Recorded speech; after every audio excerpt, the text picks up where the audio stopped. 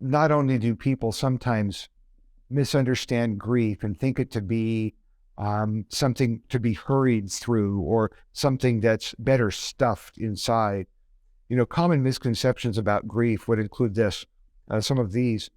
Sometimes people think all grief is going to be the same, that people will grieve in similar fashion. And that simply isn't true. People grieve very different ways. Sometimes people grieve fast and hard and deep. Other people grieve slower and longer. I've known people who grieved a loss for years. Others might come alongside and say, come on, get over it already. It's been this amount of time. But maybe that person has never grieved. So thinking that grief is going to act a certain way, that it will have a certain time frame. And another misconception is that grief only attends when there is a loss, as in death. But frankly, grief is a part of that process that's far beyond dealing with death.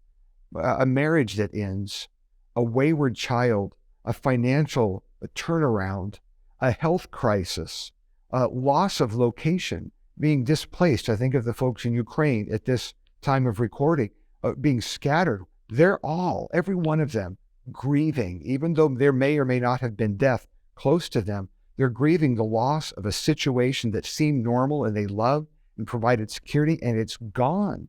Sometimes a family grieves when they move from one familiar place to another. Our kids may grieve a loss of friendship.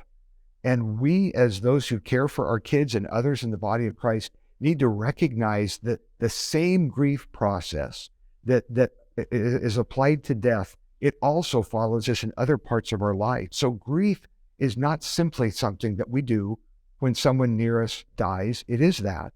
But far more, grief is something that is a constant companion in this life until the day that we see Jesus.